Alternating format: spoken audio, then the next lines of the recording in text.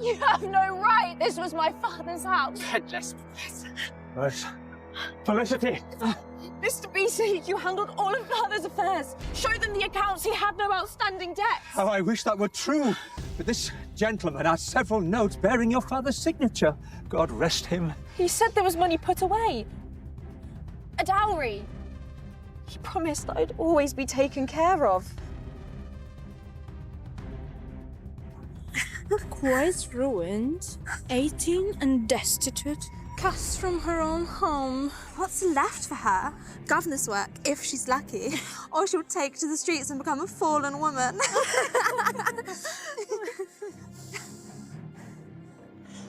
My dear, this is a very real possibility. Unless you wish to find yourself reduced to the streets, you must secure a husband. And quickly. Your dear father would wish you settled as well. A husband? What man would take a wife without a dowry or connections? As your father's solicitor, I have long held your interests close to heart, which makes me a perfect candidate to be your husband. Lord de Bourgh? What's that crest on the door? It belongs to the Duke of Mandrick. Some say he's richer than the king.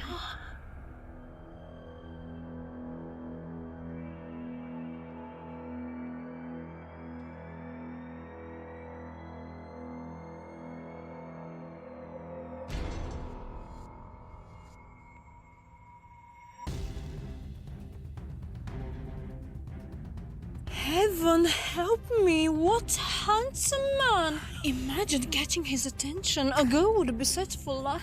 What possible business could he have here in Belbury? Is he looking at me? That terribly handsome Duke? Ought I...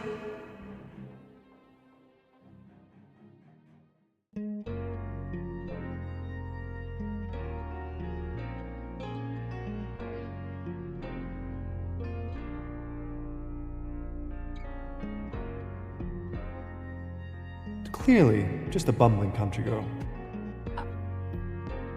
Your Grace, I'm terribly sorry. Miss Felicity Bishop, I presume. Now, your cousin, the Earl of Shepley, has asked me to act as your temporary guardian. My guardian? My principal duty will be to shepherd a suitable marriage for you before season ends. A marriage for me? Is that all you have? We depart for London presently. Your Grace, please, wait. While I appreciate your sponsorship, I've only just learned of my father's considerable debts. I'm left with no means, nor a proper dowry. Your Grace, if I may, as the late Mr. Bishop's solicitor, I must point out that Felicity would indeed be a laughing stock in London. What respectable gentleman would propose to a penniless ignorance? I don't recall asking for your assessment, sir. Furthermore, you will not speak of Miss Bishop in such a disrespectful manner again. Understood. Why, yes, Your Grace. Yet Your sole task will be to prepare a complete account of Mr. Bishop's assets and bring it to me in London for review. Miss Bishop?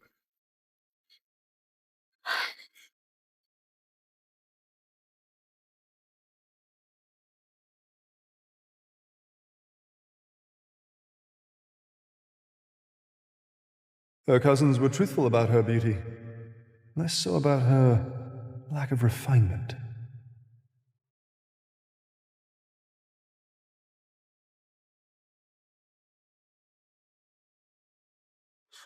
Lord Bartholomew and Lady Marian were already in Yorkshire when they heard of your father's passing. Apparently, he'd requested that they see you settled with a husband.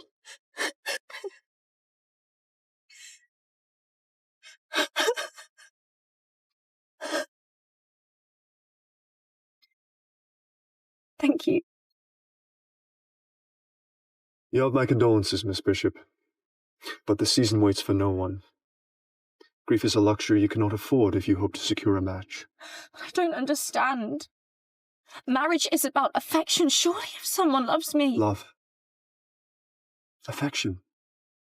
Those are childish pursuits. What matters is a proper household, a respectable name.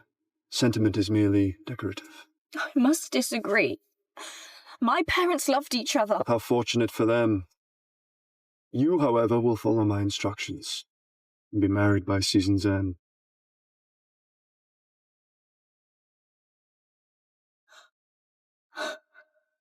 An unfeeling tyrant? Is he made of stone?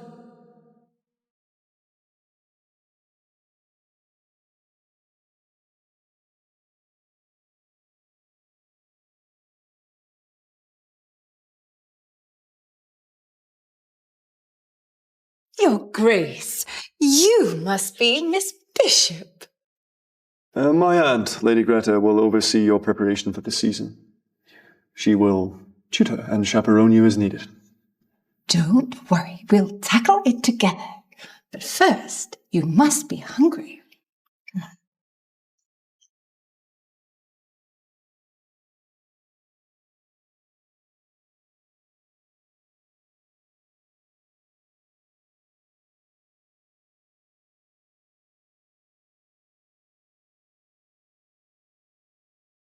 I've just arrived and already utterly defeated by the silverware.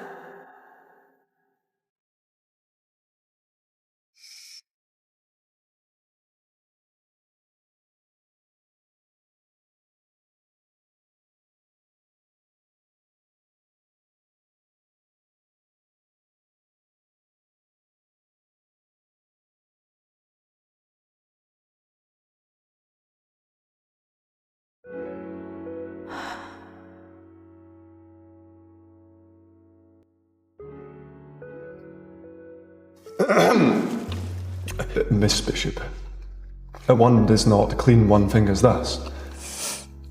And one employs the correct implement.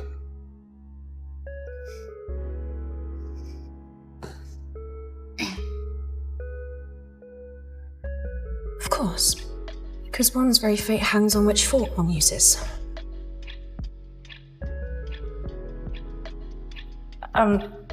Yes, Your Grace, I understand. Well, well, someone who can actually move that stone face. I shall be attending Mr. Turner's ball in 3 days, Miss Bishop.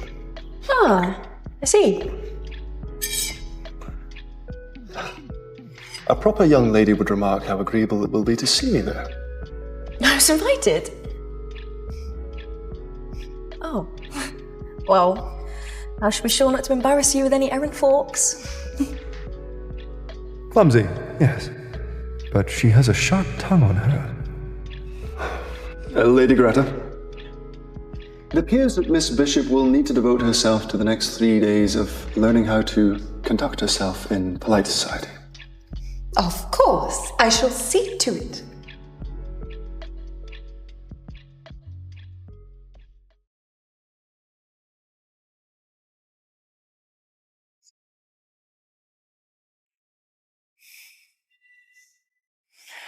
I find Miss Bishop's spirit rather refreshing. Do you? When her cousin Lady Marian returns from Yorkshire, I know you mean to court her. She's wealthy, well-connected, perfect Duchess material.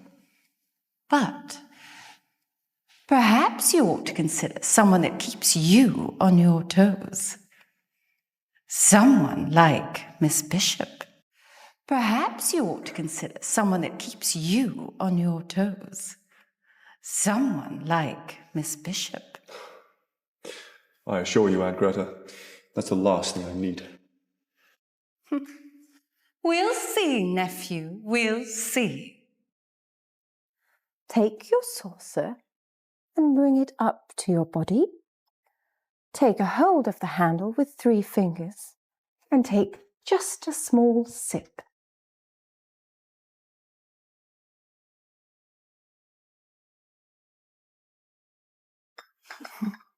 You know, I've never met a man so composed. Does His Grace ever allow himself to smile? Or does he fear a crease on his face more than a wrinkle on his coat? And what remedy would you prescribe, Miss Bishop?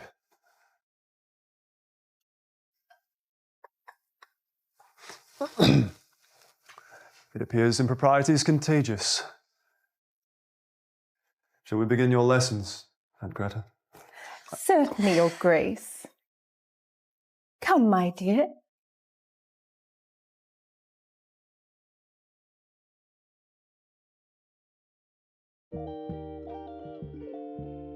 Shoulders back, collarbone lifted. The book shall not fall. Now, walk.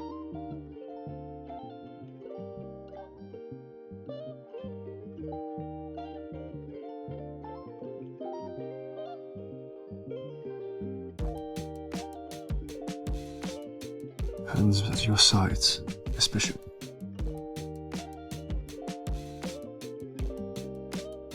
Keep them there. You carry the book. It does not carry you. You're a lady, not a pedestal.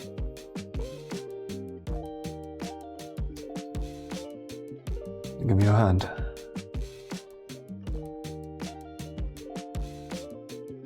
Now, a proper curtsy.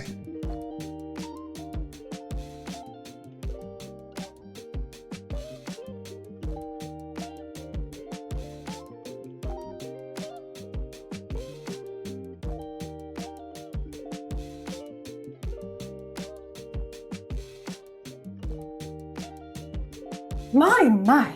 Usually it takes weeks for a couple to find such rhythm. We are We're not a couple. This idea is absurd. Miss Bishop and I could not be more unsuited. I fear we are of two entirely different species, Your Grace. Very well, ladies. I have business to attend to. I shall see you at the Modiste this afternoon.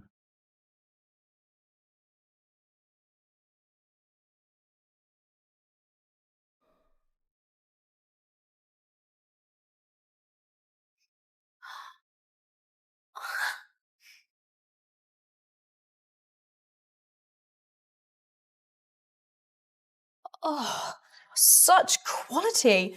Nothing this fine would ever reach Bilberry. Oh, what a practical choice. Is this what they wear in the country? I bet it hides the dirt well. How kind of you to concern yourself with my wardrobe, madam. Oh, my dear, I'm not concerned. I was just thinking of how it would make a charming dress for my lady's maid. Miss Bishop was looking at that first. Isn't your policy first come, first served, Madame Lucy? Of course, Lady Greta. But Lady Clementine just put in an order for 3 new frocks for the season. It's a very large order. If I may, this fabric might be a bit too costly for a young lady of her circumstances anyway. A fair point, Madame Lucy. I've often thought that people without means shouldn't even be allowed into shops like this. I mean, who's going to want this fabric after it's been manhandled by your grubby hands? And who's going to want to pay for it once you've ruined it? I will! Your Grace, I did not know you were coming. Whatever Miss Bishop desires, I shall settle the account. Was that in question? Have you found what you wanted?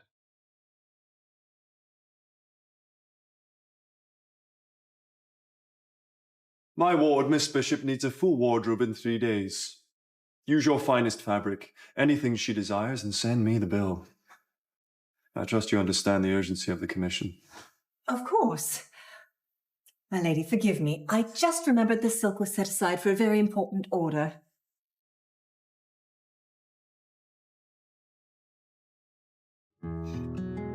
Now, Miss Bishop, let's get your measurements. That fabric will make a beautiful evening gown. Your Grace, this is far too generous. It is my duty as your guardian.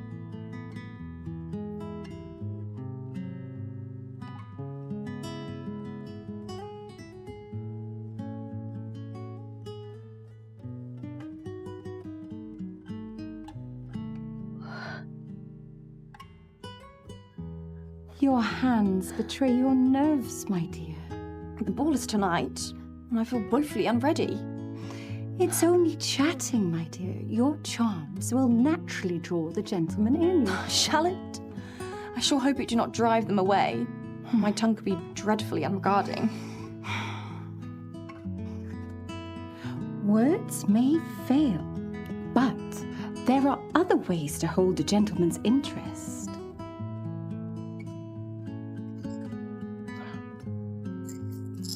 Punctuality, it seems, is too much to ask. Our apologies, Your Grace. But I wager to say, worth the wait.